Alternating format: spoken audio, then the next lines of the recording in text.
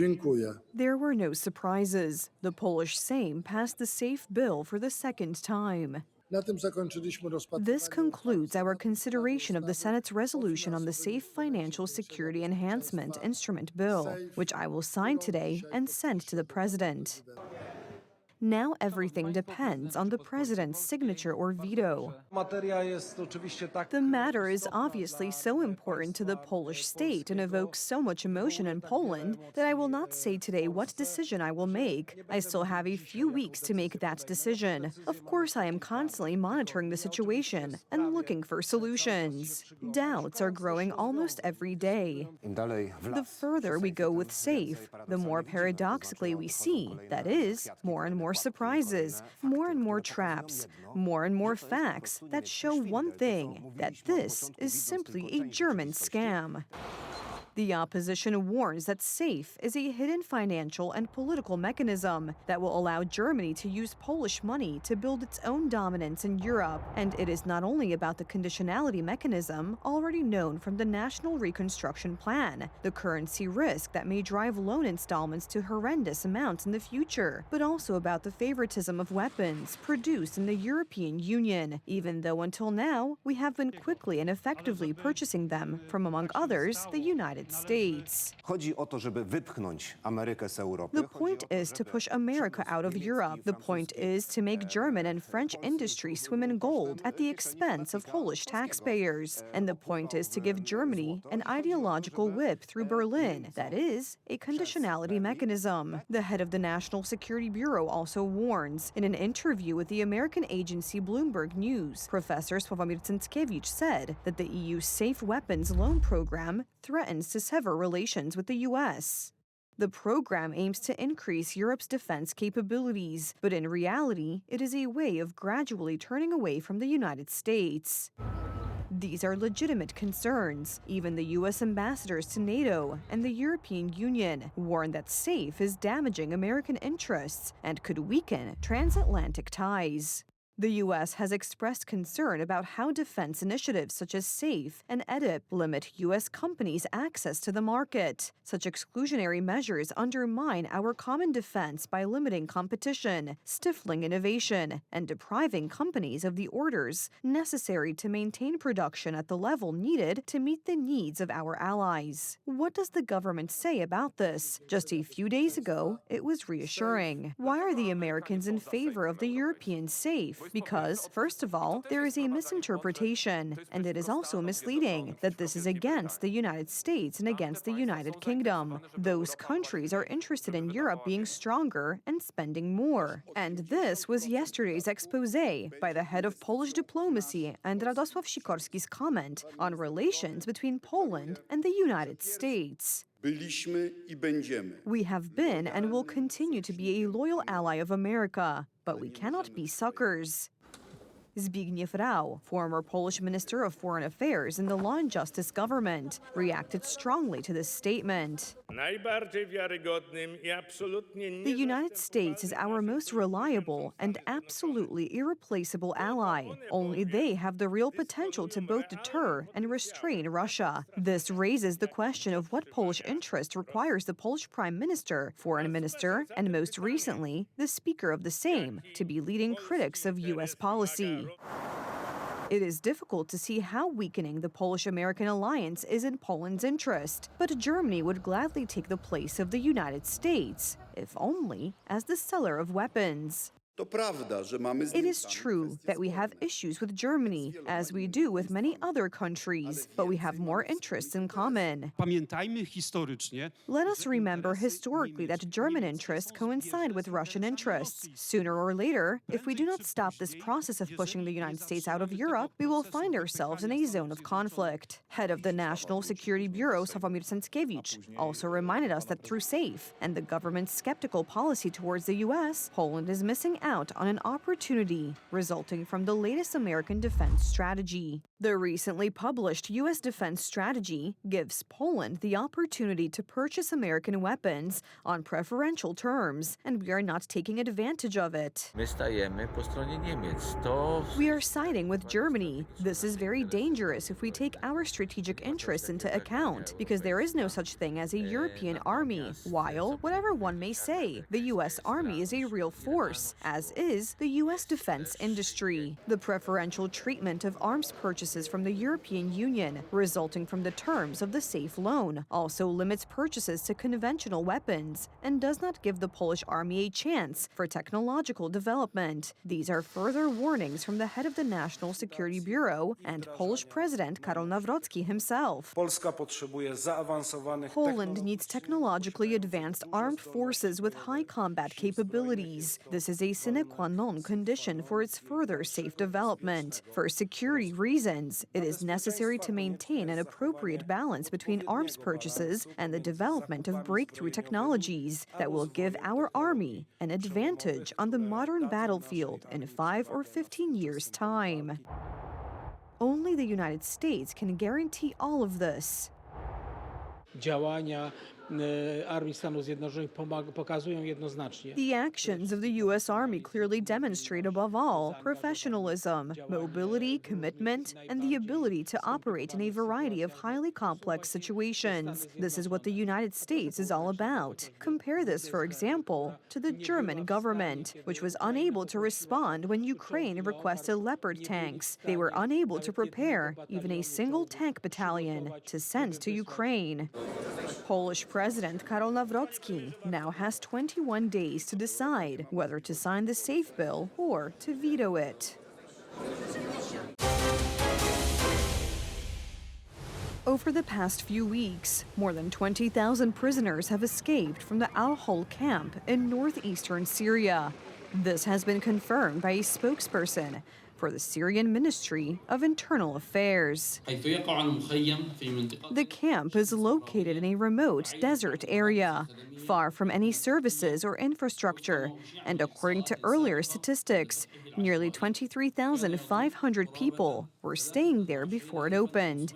After taking over the camp, it turned out that there was a large discrepancy between the number of people we knew were staying there and the number of people who were actually there. Al-Hol camp was the main place of detention for the families of Islamic militants after the fall of their territorial caliphate in 2019. I am very tired, and I want to get out of here because I am not like these people. I am different. I think differently. I don't deserve to be here. I understand that dangerous and radical people have to stay here, but I am not like them. Mass escapes followed the withdrawal of the U.S.-backed Syrian Democratic Forces and the chaotic entry of government forces into the camp.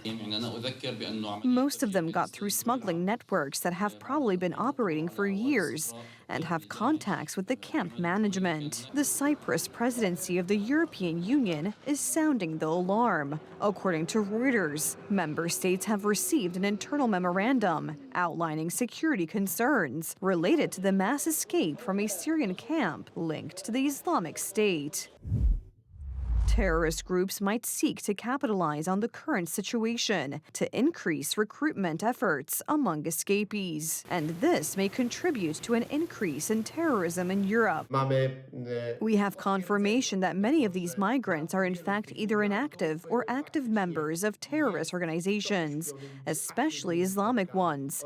They also form Islamic gangs in Western Europe, in the largest urban centers, in France, Germany, and Sweden, and have a dramatic impact on the increase in crime, organized crime, and the most brutal crimes, such as murder, assault, and rape. According to Eurostat data, Poland has the lowest crime rate in Europe. This applies, among other things, to the number of assaults, thefts, and rapes per 100,000 inhabitants.